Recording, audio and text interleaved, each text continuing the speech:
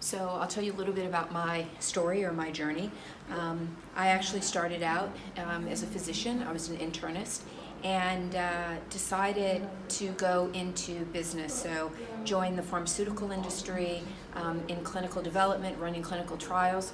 But then decided after several years that I actually wanted to be the person who directed strategy as opposed to just one part of the strategic aspect of an asset. So I kind of knocked on a lot of doors, which I have to say was helped by the fact that I was a physician, and I ended up getting my first role as a marketing director on a very large, very important franchise within my first company, which was Merck.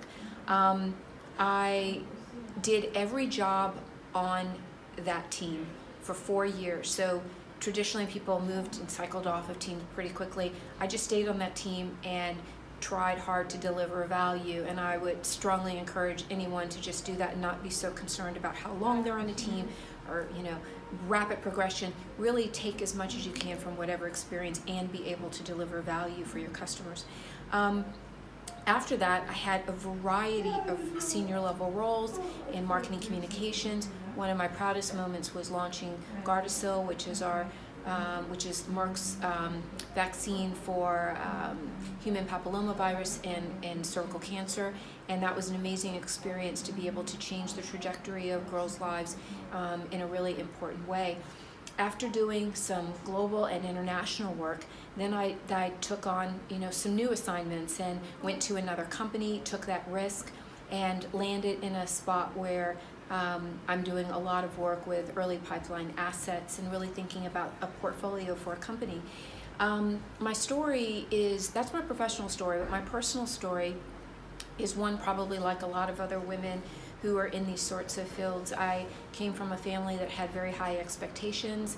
I was expected to be kind of a studious girl, follow a path, and then just commit to that. But I think probably because I was the oldest, I was a renegade a bit. While I was a rule follower, I was always thinking really big and thinking very differently, and that's part of the reason why I ended up in a slightly different industry than I started. But it's also the thing that propels me forward when I think about all the other opportunities in which I can give service to other people and use my background in medicine and business to really help people in the world. So when I think about power, one of the things, or several of the components of power, I think it's really just the ability to use your energy to make change. So there's a couple of things there, right? If you unpack that, there's an ability or a capability. So in order for women to use power, they have to have capabilities in whatever they choose to do. So then you have to have the energy to do things, and that requires you really thinking about where do you want to put your energy, because we have a limited amount of time and other resources, limited amount of money, mental bandwidth, etc., that we have to think about. And then finally, to make a change, and you have to think about, well, what is actually the change that I want to make? So all of those things go into how you are actually going to define how you're going to use your power to make a change. So one of the things that I was asked very specifically was, what advice did I have for women who want to use their power? There's a couple of things that I think are really important advice pieces for women who want to use their power. One of those is, be very clear about what your intention is.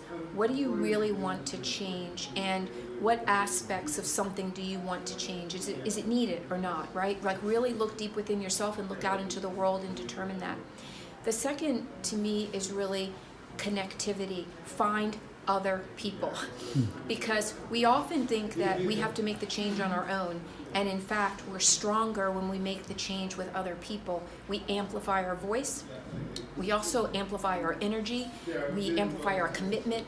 Everything is amplified, and there's so many people in the world. Somebody is going to have a similar goal that you have. connect with them, and then really use them. And then I would say that, when getting back to this energy piece, we have to find the energy to be able to make the change. You've got to take care of yourself. You've got to make sure that you've got, the mental, the physical stamina in order to be able to make change in probably what are likely to be many different parameters, your work life and your side hustle, as a lot of people are calling it these days. So I think it's really important to really be intentional about how do I keep myself together. This is not, it's not selfishness.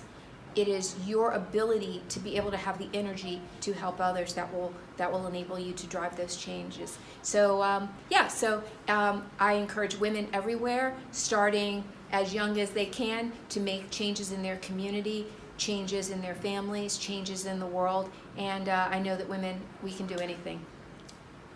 Okay.